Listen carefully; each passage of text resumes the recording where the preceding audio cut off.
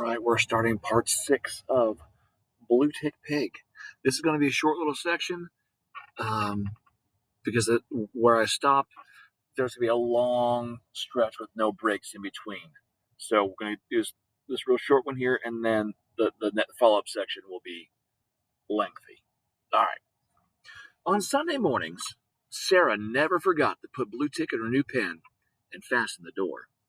There had been much talk among the Plum Grove people about Bluetick's visit to their church. I've heard there's been talk of swearing out a warrant for my arrest for disturbing public worship, Mick said at the supper table one night. I didn't disturb public worship, but our shoat sure did. I'm held responsible. I think it's just talk, Molly said. I think all this talk will die down. Bluetick will never disturb public worship at Plum Grove again, Sarah said. I'll see that she is in her pen and will shut the door tight each Sunday morning. And we'll have to fasten her up from now on when we go to Greenwood, Molly said. She'll follow us there for sure. Nearly every Saturday, when the weather was warm and fair, the Powells dressed in their best clothes and walked over the mountain path to Greenwood. This was a day of joy for them after a week of hard work on the farm. Sunday was their day of worship and a holy day. They didn't do any work unless it was an emergency. Saturday was their fun shopping day in Greenwood. And poor Bluetick had to be fastened in her pen so she couldn't be a part of either one of these days. June passed by into July. One Saturday in July, the Powells walked over the mountain path to buy school clothes and books in Greenwood. With the $44 Sarah had saved working for Mrs. Winfield, and with the money her parents had saved with the sale of eggs, chickens, cream, milk, wheat, and corn, the Powell children purchased the books and clothes they would need. So yeah, so the Powells did have chickens, even though they didn't really talk about them before now, and they made cream from the milk that they got from the cows, and they grew wheat and corn. Okay, that's what their farm's all about. Sorry, back to the story. Mick and Molly Powell believed in education for their children, and in sending them to school every day as long as it lasted. The Plum Grove School began in the summer after crops were planted and cultivated, and before harvest. If they extended late into winter, the school would have to buy coal for the stove that sat in the middle of the schoolhouse and heated the whole room. When school began, it was a great time for Sally, Sarah, Martha, and Finn Powell. They walked 2 miles over the same path 5 days a week, morning and afternoon. The Plum Grove School was just across the road from the Plum Grove Church. The Powell children loved school, for they got to be with other children their own ages and to play with them. They got to read books and recite lessons. It wasn't a task, but it was a pleasure which they loved. One never missed a day unless he or she was sick. They loved their teacher, Mr. Clark, who taught all 8 grades at the school. The Powell children had gone to school for 4 days, and Bluetick had stayed home. On the morning of the 5th day, after they had walked along the path a while, Martha heard grunts and looked back to see, guess who? Bluetick coming. Bluetick was on their tracks and was running like a dog. She broke out of her pan, Sarah said. She got lonesome without us. What will we do with her? Sally asked. Take her to school with us, Sarah said. Bluetick will get along fine at the Plum Grove School. All of our classmates will like her, and she'll get her share of our food to the Plum Grove pupils. Throw away at lunchtime. All right, hold up. You've heard Mary had a little lamb, right? It's fleece as white as snow. Everywhere Mary went, the lamb was sure to go. Bluetick sounds kind of like that. It followed her to school one day, which was against the rules, Oh, to see the children laugh and play, to see a lamb at school.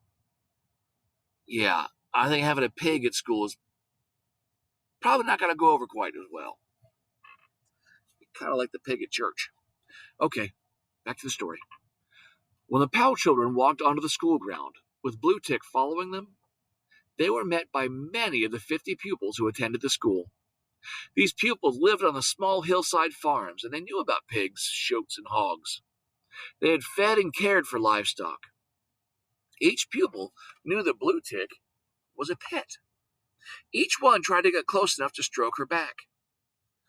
Oh, Bluetick loved this affection from the Plum Grove boys and girls. In just a few minutes, Bluetick made more friends here than she had at the Plum Grove church. She didn't really make friends there, did she? Yeah. There were 6 steps leading up to the door of the Plum Grove schoolhouse. It was not likely that Bluetick would try to climb these steps and come into the building when school was in session. She waited outside as the pupils began their classes. Sarah sat on the back seat beside a window where she could look out onto the school ground and see everything.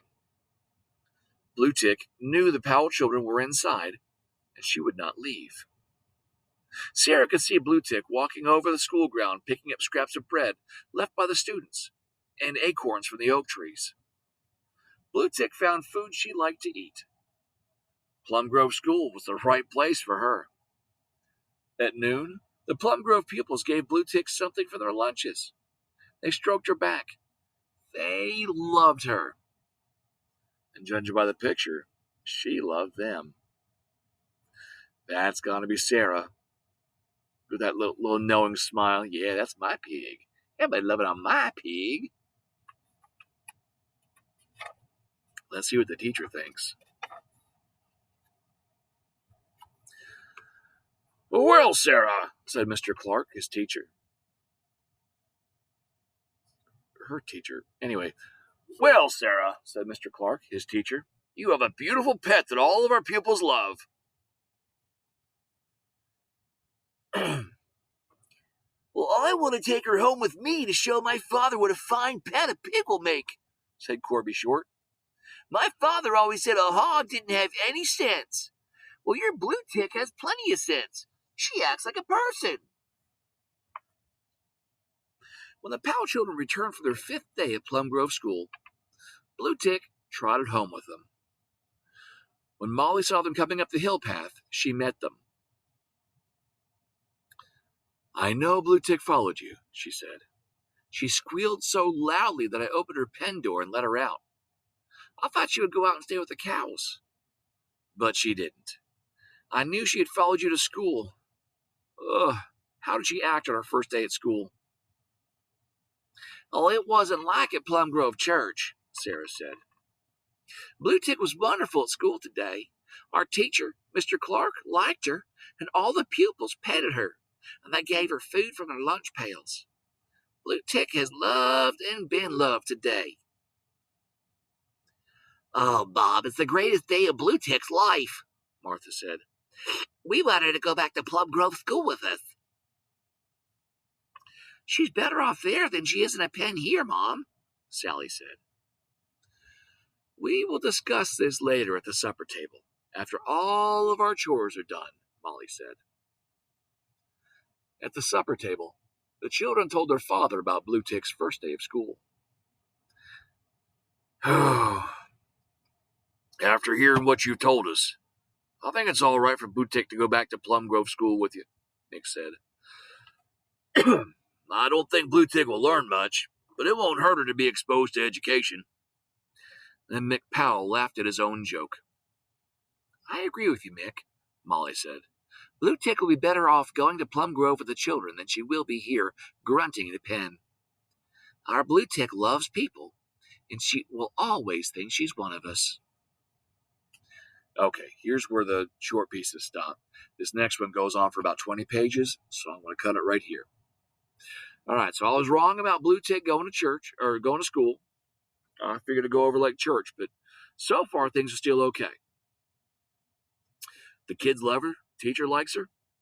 So far she didn't try to get in the building. So, let's knock wood. I hope everything stays good.